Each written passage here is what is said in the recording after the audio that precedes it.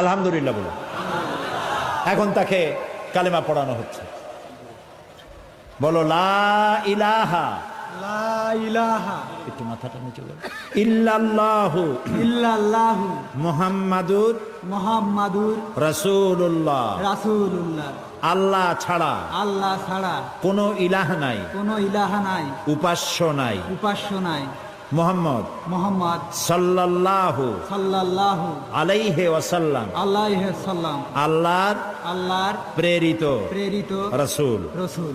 আশহাদু আন আশহাদু আন লা ইলাহা লা ইলাহা ইল্লাল্লাহু ইল্লাল্লাহু ওয়াহদাহু ওয়াহদাহু লা শারীকা লা শারীকা লাহু লাহু ওয়া আশহাদু ওয়া আশহাদু আন্না আন্না মুহাম্মাদান মুহাম্মাদান আবদুহু আবদুহু ওয়া রাসূলুহু। ওয়া রাসূলুহু। আমি সাক্ষ্য দিচ্ছি আমি সাক্ষ্য দিচ্ছি আল্লাহ ছাড়া আল্লাহ ছাড়া কোনো ইলাহ নাই, কোনো ইলাহা নাই, মাবুদ নাই, মাবুদ নাই, উপাস্য নাই। উপাস্য নাই। তিনি এক, তিনি এক, তিনি একক, তিনি একক, তার কোনো তার কোনো অংশীদার নাই। অংশীদার নাই। আমি আরো সাক্ষ্য দিচ্ছি আমি আরো সাক্ষ্য দিচ্ছি মুহাম্মদ মুহাম্মদ সাল্লাল্লাহু সাল্লাল্লাহু আলাইহি আলাইহি ওয়াসাল্লাম ওয়াসাল্লাম আল্লাহর বান্দা বান্দা এবং তার প্রেরিত রাসূল। এবার সবাইকে বলো আসসালামু আলাইকুম। সবাই জবাব দেন।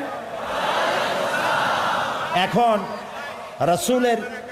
রাসূলের হাদিস অনুযায়ী বক্তব্য হচ্ছে এই যে আমরা যত লোক এখানে বসা আছি, ছোট্ট ছোট্ট কচি কচি মাসুম বেগুনা বাচ্চারা ছাড়া আমরা সবাই গুনাহগার।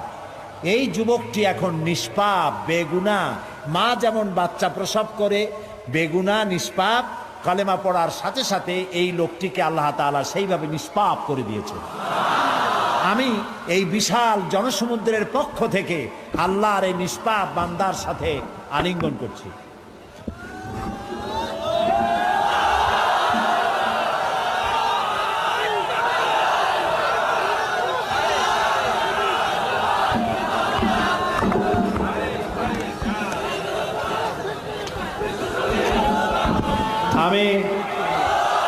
আমি মাননীয় সংসদ সদস্যকে বলবো এই ছেলেটির খোঁজ খবর নিতে এবং দিন ইসলাম যাতে সে শিখতে পারে সেই ব্যবস্থা করা, খাবার চাকরি বাকরি ইত্যাদি না থাকলে সেদিকে লক্ষ্য রাখা। যেহেতু যখন ইসলাম সে কবুল করলো তখন তার মা বাপ আত্মীয় স্বজন থেকে সম্পূর্ণভাবে বিচ্ছিন্ন হয়ে গেল, ঠিক না?